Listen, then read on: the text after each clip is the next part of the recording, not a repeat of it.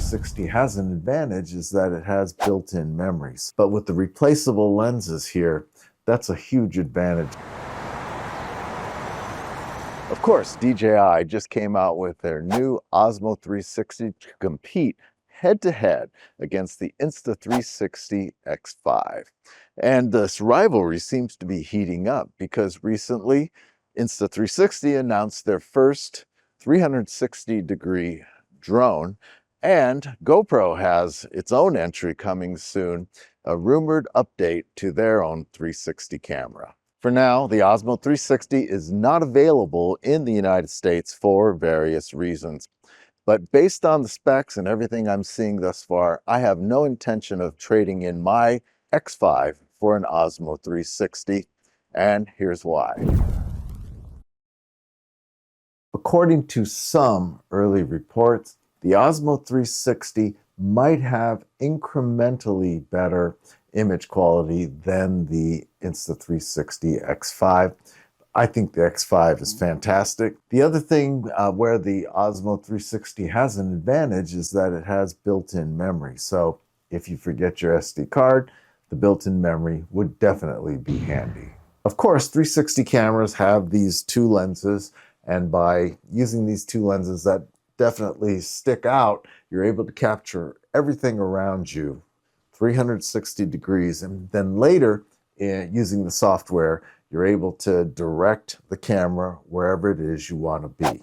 The Insta360 X5 has replaceable lenses, but with the replaceable lenses here, that's a huge advantage for the Insta360 X5. Another advantage on paper for the X5 is that this is the 5th iteration of the camera. So that means that they've tested audio quality as well as its ability to withstand heat, and the software is going to be evolved through 5 different cycles. So all those things put together means that Insta360 knows what they're doing with these cameras. I can't imagine how DJI, even with all its expertise in drones and action cameras, how they could have a first iteration that could possibly match all the refinements that have been going on with the X5.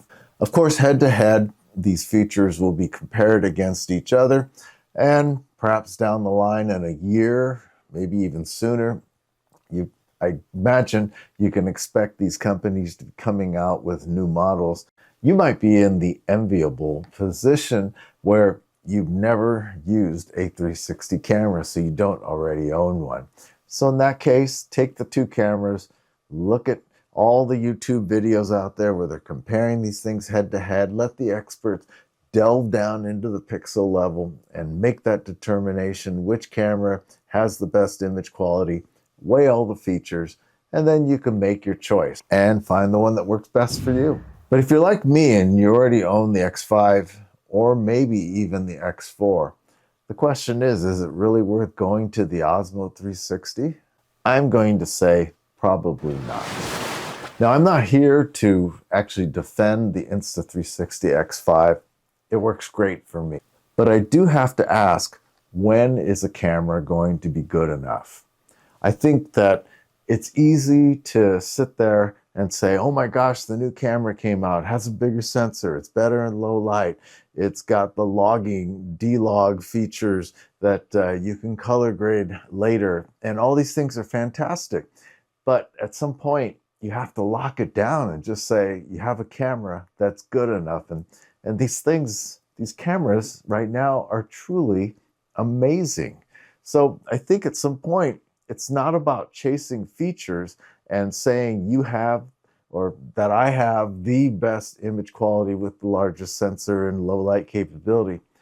It's really what we do as videographers and photographers with these cameras that really make the end result. It's up to us to develop our eye, to look for interesting shots, to check for lighting, to try and just create the best imagery that we can. And at some point, the camera isn't going to be what really matters. It's simply your tool that's relying on your creativity and artistic vision.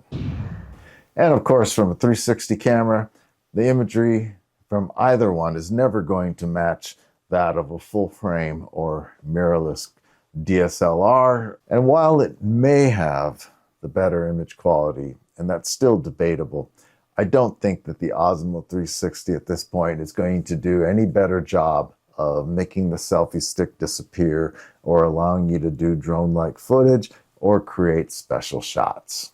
Just remember that there's always going to be a newer camera on the horizon. It's going to have longer battery life, better low light capabilities, better image quality. But at some point, we have to just sit there and use the tools that we have.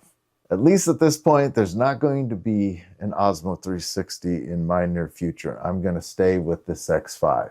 Now, in 2 years, if suddenly they're using an APS-C sensor, a larger sensor, and improving the quality, or there's some new feature that I can't even conceive of right now that I absolutely want, maybe at that point it'll be worth the upgrade. I don't know who will come out with it, but I'm sure these cameras will continue to evolve and improve.